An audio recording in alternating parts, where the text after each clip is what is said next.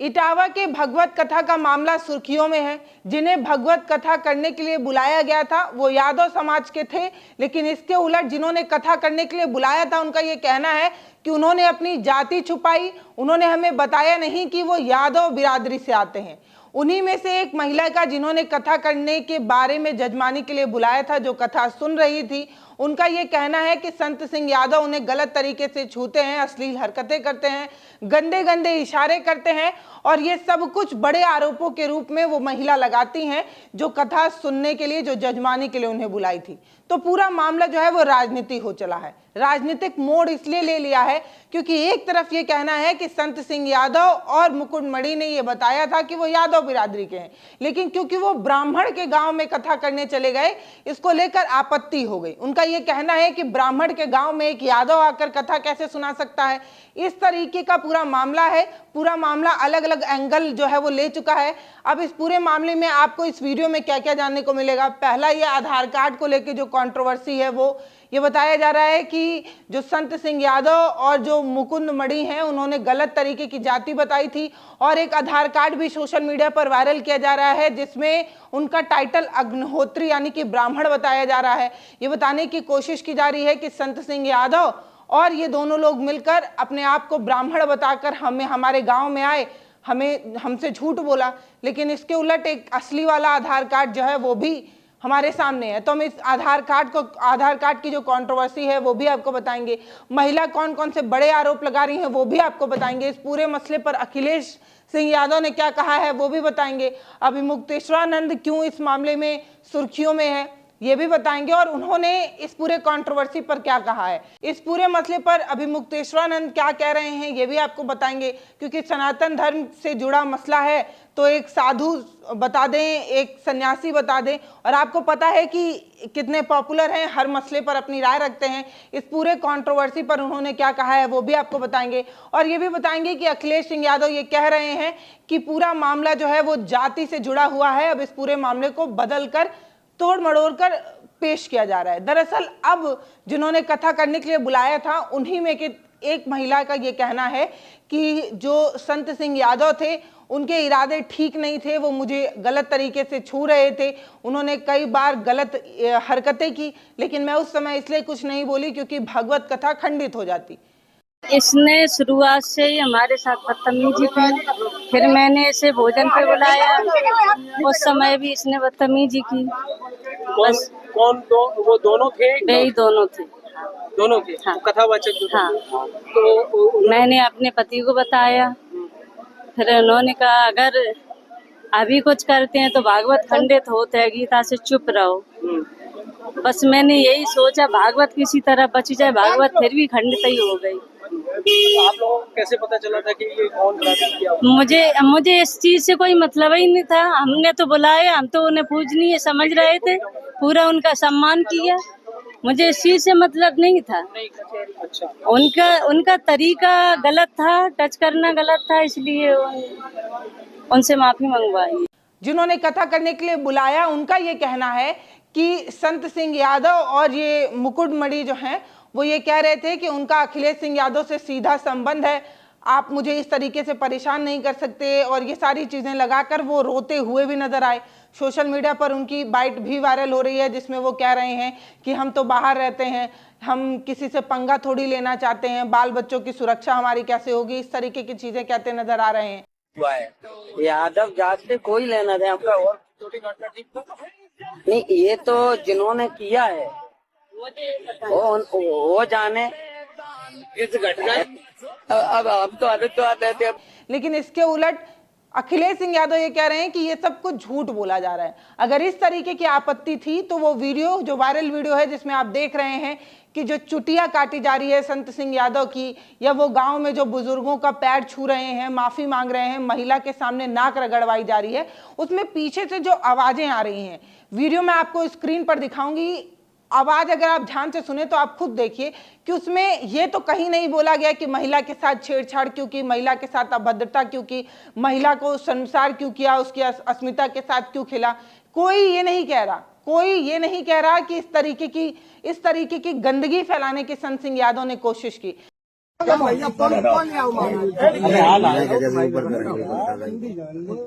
जब भी याद रहे वो चाहिए कि ब्राह्मणन के गांव में आए कि तुमने मतलब जो करो जो तुम्हारी बाकी सजा है, तुम जिंदगी तुम्हें ऐसा करवो नहीं चाहिए तो जो तुमने करो बड़ी वाली भाई लेने चाहिए ले रहे बाबा बंदी है महाराज क्या करे पूरा बुढ़वाना पूरा ले रहे यही तो मेन है बस राम देना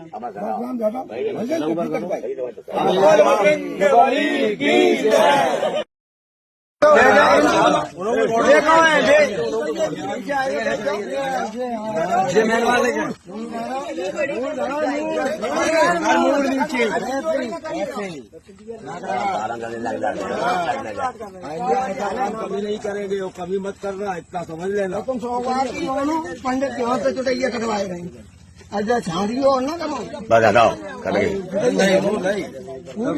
पूरी जान लो जो बंदी है वो चाहिए ब्राह्मणन के गांव में आके तुमने मतलब जो करो तुम जिंदगी तुम्हें ऐसा करवो नहीं चाहिए तो जो तुमने करो हाँ भाई ले रहे पिंडिया बंदी है उतनी ले रहे बाबा हाँ बस बंदी है महाराज पूरा बटवाला पकड़ रहा अब बोल बजरंग बली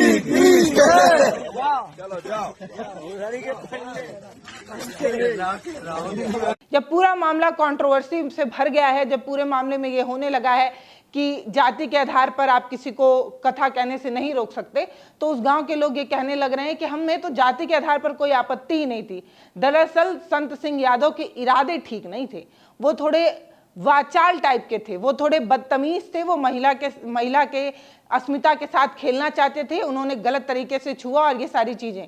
मतलब आप सोच कर देखिए कि अगर गलत तरीके से छूने से अगर परहेज होता, गलत तरीके के छूने की वजह से अगर कोई परेशानी होती, तो जिस समय ये अत्याचार उन पर किया जा रहा था, उनकी चुटिया जो है वो निकाली जा रही थी, उनका मुंडन कराया जा रहा था, उनका नाक रगड़वाया जा रहा था, या उनके साथ गांव के सभी बुजुर्गों और बच्चों का जब पैर छुआया जा रहा था, तो पीछे से आवाज सिर्फ इतनी आ रही थी कि तुम हरिजन हो, चमार हो और तुम पंडित के गांव में कथा करने क्यों आ गए, इस तरीके की चीजें कही जा रही थी। कहीं पर भी ये नहीं कहा गया कि तुमने लड़की क्यों छेड़ी, तुमने महिला के साथ अपमान क्यों किया। अखिलेश सिंह यादव वाला जो एंगल लाने की कोशिश हो रही है वो उसकी भी चर्चा नहीं थी। बस बार हरिजन, चमार, यही सारे शब्द का इस्तेमाल किया जा रहा था, ये कुछ भी नहीं कहा जा रहा था। फिलहाल आधार कार्ड की तरफ चलते हैं। 2 आधार कार्ड खूब तेजी से वायरल है। एक आधार कार्ड को ये कहा जा रहा है कि संत सिंह यादव और ये जो मुकुंद मणि हैं उनके झोले से मिला है, जिसमें उनका जो टाइटल है वो अगर आप ध्यान देंगे तो यहाँ पर अग्निहोत्री लिखा है, थोड़ा सा आपको ब्लर भी नजर आ रहा होगा। तो ये आधार कार्ड सुबह बहुत तेजी से वायरल हुआ और बताया ये गया कि उन्होंने जो है वो गलत तरीके से अपनी टाइटल, अपनी जाति को जो है वो छुपा लिया और ये सारी चीजें। ये वाला आधार कार्ड वायरल हुआ और लोगों ने कहा कि पूजा पाठ करने पर किसी को रोक नहीं है, कोई भी भगवान का नाम ले सकता है, स्तुति कर सकता है, प्रार्थना कर सकता है, तो वो प्रार्थना सुना भी सकता है, उसे छूट होनी चाहिए। लेकिन झूठ क्यों बोला, क्यों अपनी जाति, अपना धर्म, अपना मजहब छुपाया? अगर हम यादव हैं, अगर हम पटेल हैं, अगर हम हरिजन हैं, अगर हम कुछ भी हैं, अगर हम सच्चाई के साथ आकर ये कहें और कथा सुनाएं तो किसी को आपत्ति नहीं होगी। लेकिन झूठ क्यों बोला, इस तरीके की चीजें कही जा रही हैं। कहा जा रहा है कि आप इसमें उनका टाइटल देखेंगे तो अग्निहोत्री लिखा हुआ है और ये जो है वो गलत है, इसलिए क्योंकि ये एडिटेड है। असली वाला ये है जिसमें मुकुंद सिंह इनका नाम लिखा हुआ है। इसके अलावा ये जो इनकी जन्म तिथि है और ये वाली जो जन्म तिथि है, दोनों की जन्म तिथि लगभग सेम है, सब कुछ सेम है, यहाँ तक कि फोटो तक भी सेम है। बस जो खेल खेला गया है वो नाम के साथ खेल खेला गया। जो ओरिजिनल वाला है उसमें मुक्त सिंह है, लेकिन जो इधर वाला है उसमें मुकुट मणि अग्निहोत्री लिखा हुआ है, यानी कि एडिटेड है। फोटोशॉप की दुनिया में आजकल सब कुछ संभव है, आप सभी को पता है कि किसी भी चीज को किसी भी तरीके से एडिट किया जा सकता है और ये एडिट होने का फलसफा है कि इस तरीके का आधार कार्ड, झूठा आधार कार्ड फैलाया गया और ये कहा गया कि उन्होंने अपनी जाति छुपाई। फिलहाल दोनों का यही कहना है, चाहे वो संत सिंह यादव हों या मुकुंद मणि हों, उनका यही कहना है कि उन्होंने अपनी जाति नहीं छुपाई थी। और एक बात आपको बता दूं, ये शहर नहीं था, गांव था। गांव में लोग एक दूसरे को बहुत अच्छे से भली भांति जानते हैं। गांव में तो 15-15, 20-20 किलोमीटर तक भी एक दूसरे को लोग नाम से पहचानते हैं। ये होता है गांव का रिश्ता। अब आपको एक बात बताती हूँ, गांव में अगर कोई पंडित होते हैं या गांव में पूजा पाठ करने वाले जो आचार्य होते हैं या जो लोग इस तरीके के धार्मिक कामों को कराते हैं, उनके बारे में एक दूसरे को बहुत अच्छे से पता होता है, लोग एक दूसरे से बहुत अच्छे से परिचित होते हैं। और ऐसा नहीं है कि इन्होंने आज ही से ये काम शुरू किया है। इन लोगों का ये कहना है कि 15-15, 20-20 सालों से लोग इस तरीके का आचार्य वाला काम कर रहे हैं। सनातन के प्रचार में कथा वथा कहते हैं, इस तरीके की चीजें कही जा रही हैं। तो मतलब 15-20 सालों से इस तरीके का काम कर रहे हैं, तो गांव के सभी लोगों को पता ही होगा कि ये किस जाति किस धर्म से आते हैं। फिलहाल एक बैनर आपको स्क्रीन पर दिखा रही हूँ। इस बैनर को जब आप देखेंगे तो आपको पता चलेगा कि भगवत कथा का निमंत्रण का ये बैनर है। इस बैनर में सब कुछ है, बस टाइटल नहीं है।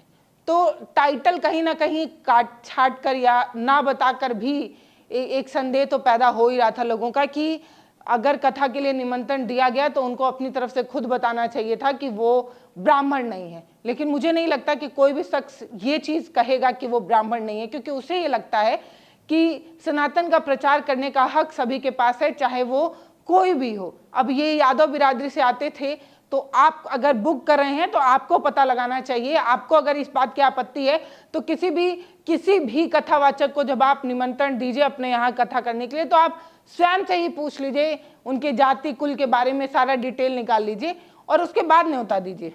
फिलहाल ये पूरा मामला बहुत तेजी से सुर्खियों में है। कहा यह जा रहा है कि इस मामले को लेकर अखिलेश सिंह यादव काफ़ी एक्टिव है। अखिलेश सिंह यादव ने 3 दिन का अल्टीमेटम भी दे दिया है।